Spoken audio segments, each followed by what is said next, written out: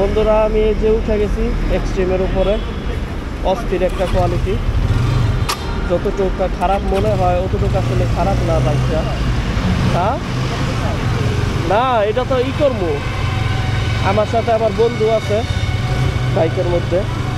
মানে বাইকটা এত উঁচা, যতটুকু এটাকে মানুষ খারাপ বলে আসলে এটা অতটুকু খারাপ না এরকম। আর ব্রেকিং কোয়ালিটি খুব ভালো রে নজরুল। হ্যাঁ না, বাইক ভালো আছে। হ্যাঁ আর না, পুলিশ তো দোকানে না। বন্ধুরা বাইক ভালো আছে, বাইকের ভাইব্রেশনটা যদি চেক দিই আমরা, বাইকের ভাইব্রেশনটা হাতে আর পায়ের সাইড দিয়ে হালকা পাওয়া যায়। একবারে 10,000 RPM পর্যন্ত হিট হয় এটা, কিন্তু খারাপ না বাইক। আমাদের রেঞ্জটা কম, আমরা এখানে টেস্ট ড্রাইভ দিতে আসছি বাইক। আর সারা মাথা বন্ধ যাবো এটাও ঠিক করছো তো। আমার বন্ধু বলতেছে ফ্লাইওভারের উপরে উঠা নামাই দিচ্ছে। আচ্ছা যাই হোক, সমস্যা নাই। আবার বেড়ারা খুঁজবো না কিরে আঙ্গ।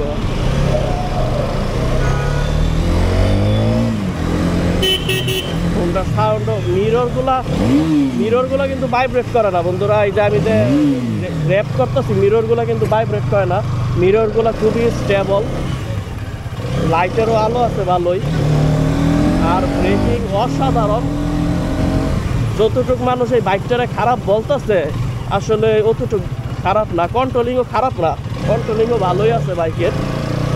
এই যে আমি দেখেন হালকা বাউলাইতেছি, সাসপেনশনের ফিডব্যাকও ভালো না। বাইকটা আসলে ভালো, খারাপ না, বাইক খারাপ না নজরুল।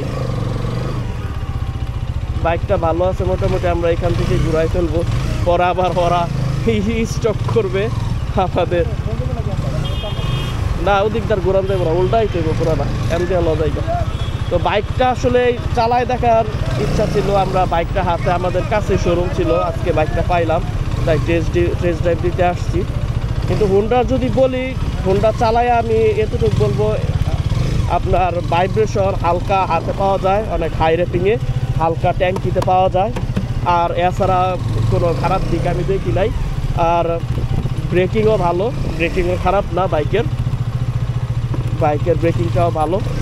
যদি আমি শুধু পিছনের ব্রেকটা ধরি, দেখেন আমি এটা ধরা ছাড়া ধরছি, একদম থাইমা যায়। যদি সামনেরটা ধরি, পায়েরটা না ধরে একদম থেমে যায়। সুইচের মধ্যে লাইটগুলো ধরে, বোঝা যায় যে ভালো প্রিমিয়াম কোয়ালিটি।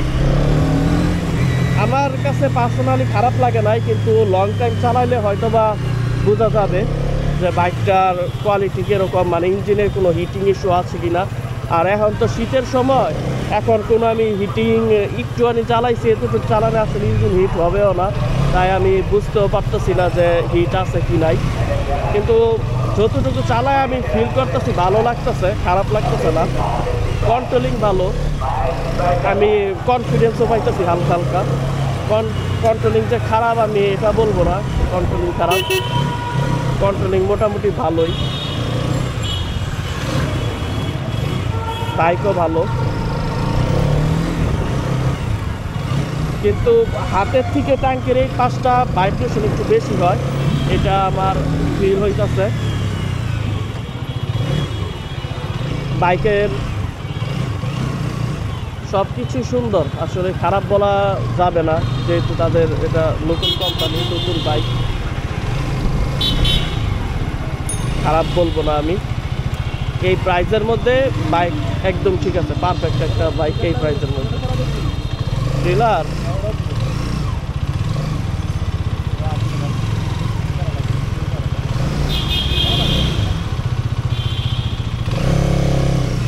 নাম কি?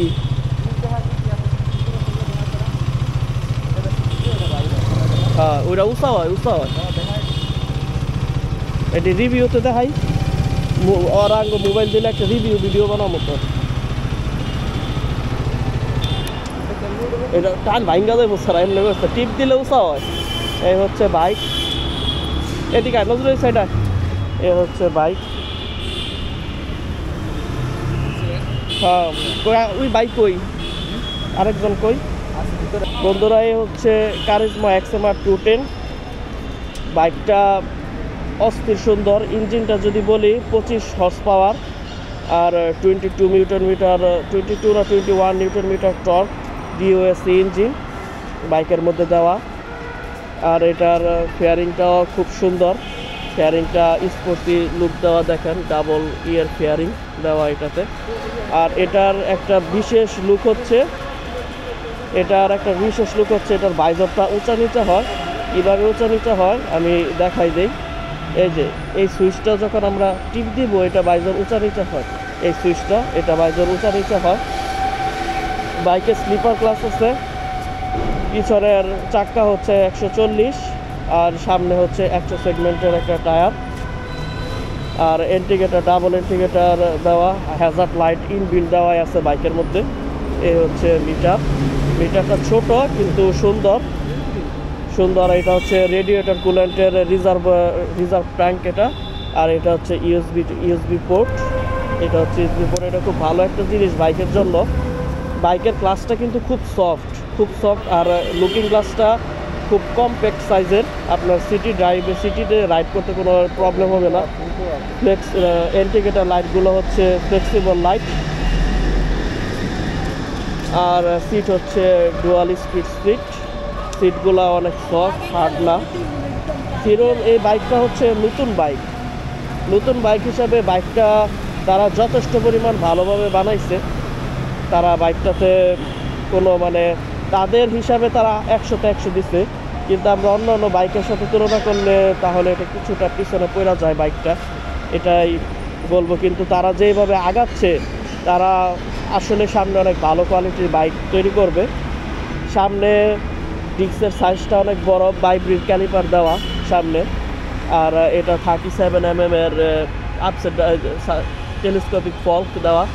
আর এটা রেডিয়েটরটা হচ্ছে অনেক বড়, আপনারা বিশ্বাস করবেন না বন্ধুরা, হয়তো ক্যামেরাতে বোঝা যাচ্ছে না।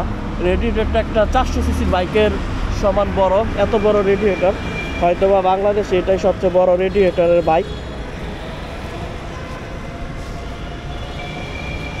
বাইকটা আমরা এটা এখন টেস্ট ড্রাইভ দিয়ে এসে পরে ভিডিও করতেছি। আগে আমরা টেস্ট ড্রাইভ দিয়েই নিচ্ছি। পিছনে বাইব্রিড ব্রেক ক্যালিপার দেওয়া। এটা 240 mm এর হয়তো বা ব্রেক পিছনে, 220-এরটা তা একটু ছোট হয়। আর পিছনে আপসেটের পিছনে সাসপেনশন 7 স্টেপ অ্যাডজাস্টেবল সাসপেনশন দেওয়া। তো এই বাইকের অনেক খারাপ দিকও আছে। বাইকের আপনার হয় না, ইঞ্জিন অনেক ওভারহিট হয়। এটা অনেকে বলে, হয়তো বা হয়, কিন্তু আপনারা যদি ভালোভাবে মোবিল দেন আর কুল্যান্টগুলো চেক দিয়ে রাখেন তাহলে আমার মনে হয় না ইঞ্জিনটা অত অতিরিক্ত ওভারহিট হবে। কিন্তু কিছু হলেও তো ওভারহিট হয়, অন্যান্য জাপানিজ বাইকের মতো অত স্মুথ না ইঞ্জিন, কিন্তু খারাপও না। এই প্রাইসের মধ্যে আমি চালাই দেখছি, বাইকটা ভালোই। বাইকের প্রাইস আবার 25,000 টাকা বাড়ছে, আগে 4 লাখ ছিল, এখন 4,25,000 হয়েছে। এই হচ্ছে বাইকের ইঞ্জিন, ডিওএস একটা ইঞ্জিন, অনেক বড় সাইজের একটা ইঞ্জিন। দেখেন, দেখে বোঝাই যেতেছে অনেক বড় সাইজের একটা ইঞ্জিন। এটা হচ্ছে মোবিল কতটুকু আছে ওইটার চেক করে, ওইটা উইন্ডো দেওয়া মোবিলে বাপার।